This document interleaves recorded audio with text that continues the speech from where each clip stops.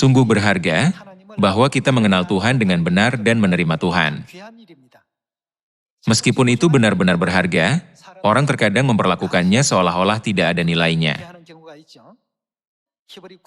Mari kita beralih ke Ibrani pasal 9. Ibrani pasal 9 ayat 27. Dan sama seperti manusia ditetapkan untuk mati hanya satu kali saja, dan sesudah itu dihakimi. Demikian pula Kristus hanya satu kali saja mengorbankan dirinya untuk menanggung dosa banyak orang. Ketika dia datang ke Nazaret di tanah Israel 2000 tahun yang lalu, dia menanggung penderitaan salib untuk menjadi korban penebusan dosa. Alkitab bersaksi bahwa dia mengorbankan dirinya untuk menanggung dosa banyak orang. Juga, ada tertulis, ia akan menyatakan dirinya.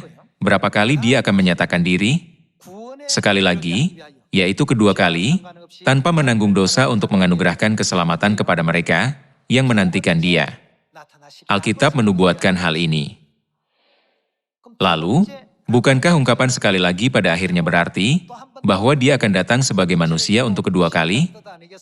Ada orang yang bertanya, tidak bisakah dia datang kedua kalinya dalam roh? Namun, ada tertulis bahwa dia selalu bersama kita dalam roh. Karena dia selalu bersama kita, istilah seperti pertama kali atau kedua kalinya tidak diperlukan.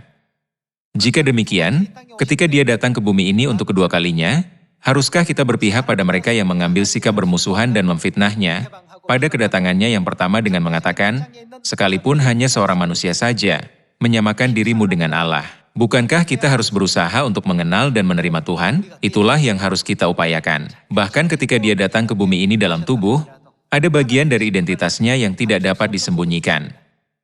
Bagian Tuhan manakah yang tidak bisa disembunyikan? Itu adalah hidup yang kekal yang hanya dimiliki oleh Tuhan.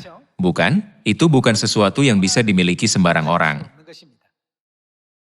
Inilah sebabnya mengapa Alkitab dan para nabi telah meninggalkan catatan dalam nubuat tentang semua pekerjaan yang akan dilakukan Tuhan dengan mengenakan tubuh. Untuk menanggung dosa manusia, dia memikul dosa banyak orang dan mati 2000 tahun yang lalu. Dia berjanji untuk datang kedua kalinya demi menebus kita dari dosa-dosa kita dan membawa kita kepada keselamatan kekal di kerajaan sorga.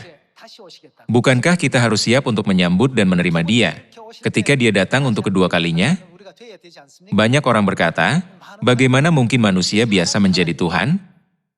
Seperti yang dilakukan orang-orang Farisi 2000 tahun yang lalu, mengulangi perkataan yang sama seperti orang-orang yang menyalibkan dia. Perkataan tentang kedatangannya yang kedua, bukanlah sesuatu yang saya tulis. Bukanlah isi yang saya tulis dan masukkan. Bukankah itu adalah firman yang telah Tuhan sadarkan melalui Alkitab dan para nabi? Bukankah mereka menyebut Tuhan sebagai penyesat? Bukankah mereka mengambil batu untuk melempari Tuhan dan bertindak bermusuhan terhadapnya? Mereka menganiaya gereja yang didirikan oleh Tuhan, menyebutnya aliran sesat. Semuanya sama saja sekarang. Mari kita lanjutkan dengan Yohanes pasal 5 ayat 39. Pasal 5 ayat 39. Kamu menyelidiki kitab-kitab suci, sebab kamu menyangka bahwa olehnya kamu mempunyai hidup yang kekal. Tetapi walaupun kitab-kitab suci itu memberi kesaksian tentang, kitab-kitab suci itu memberi kesaksian tentang siapa? Tentang aku. Kitab-kitab suci itu memberi kesaksian tentang Yesus yang datang ke bumi ini sebagai manusia.